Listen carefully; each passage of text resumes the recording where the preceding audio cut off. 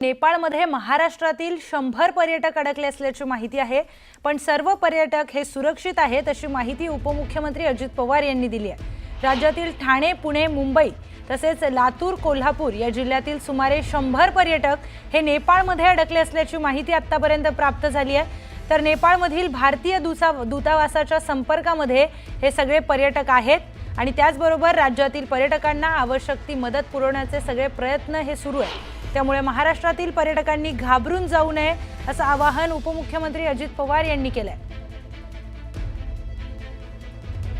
नेपाळमध्ये आंदोलकांनी जाळपोळ सुरू केलेली आहे आणि आंदोलनाने हिंसक वळण नेपाळमध्ये घेतलेलं आहे, पण याच नेपाळमध्ये महाराष्ट्रातील 100 पर्यटक अडकले असल्याची माहिती आली आहे। पण हे सगळे पर्यटक सुरक्षित आहेत, त्यांच्याशी संपर्क झालेला आहे असं विधान उपमुख्यमंत्री अजित पवार यांनी केलेलं आहे। नेपाळमधील भारतीय दूतावासाच्या संपर्कामध्ये हे सगळे पर्यटक आहेत आणि राज्यातील पर्यटकांना आवश्यक ती मदत पुरवण्याचे सगळे प्रयत्न हे सुरू आहेत अशी माहिती उपमुख्यमंत्री अजित पवार यांनी दिलेली आहे। हे पर्यटक ठाणे, पुणे, मुंबई तसेच लातूर, कोल्हापूर या जिल्ह्यातील आहेत। तर या जिल्ह्यातील पर्यटक हे नेपाळमध्ये गेलेले होते आणि नेपाळमध्ये आंदोलकांनी हिंसक वळण घेतलं, त्यानंतर तिथे जाळपोळ झाली, आंदोलक हिंसक झाले आणि त्यानंतर हे सगळे पर्यटक हे तिकडेच अडकले।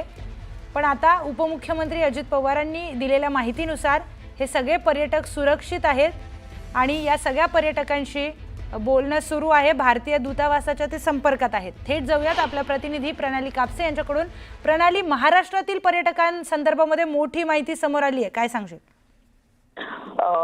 राज्यातल्या ठाणे, पुणे, मुंबई, लातूर आणि कोल्हापूर या भागातल्या जवळपास 100 पर्यटक हे नेपाळमध्ये अडकले असल्याची माहिती मिळालेली आहे आणि त्या आधारे या सगळ्यांना आता व्यवस्थित, कारण तिथे जी राजकीय परिस्थिती किंवा तिथली जी अस्थिरता निर्माण झालेली आहे त्याचा फटका महाराष्ट्रातल्या या सगळ्या पर्यटकांना बसू नये यासाठी म्हणून प्रयत्न केले जात आहेत आणि त्यांना रस्ते मार्गाने त्यांना आणण्याचा प्रयत्न केला जातोय। कारण आपल्याला माहिती आहे कालपासून नेपाळला जाणारी जी विमानं आहेत सुद्धा बंद करण्यात आलेली आहे आणि त्यामुळं आता या सगळ्यांना रस्ते मार्गाने परत आणलं जाणार आहे आणि शासन या सगळ्यांच्या संपर्कात असून सगळ्या पर्यटकांना सुरक्षित आणण्यासाठी कटिबद्ध आहे अशी माहिती राज्याचे उपमुख्यमंत्री अजित पवार यांनी दिलेली आहे। अजित पवार हे खरं तर प्रकृतीच्या कारणामुळे आज बंद दिवसभरातले त्यांचे जे काही कार्यक्रम आहे ते त्यांनी रद्द केलेले आहे। असं असताना सुद्धा पर्यटकांवर जे अडकून पडले आहेत नेपाळमध्ये त्यांच्यावर त्यांनी विशेष लक्ष दिलेलं आहे आणि त्यांना सुरक्षित आणण्याचा प्रयत्न हा खरं म्हणजे प्रयत्न नाही तर पूर्णपणे त्याची ग्वाही जी आहे किंवा पूर्ण त्याची जबाबदारी ही राज्यानं घेतलेली आहे असं स्वतः उपमुख्यमंत्री अजित पवार यांनी सांगितलंय। निश्चितच प्रणाली, धन्यवाद तुम्ही दिलेल्या सगळ्या माहितीसाठी।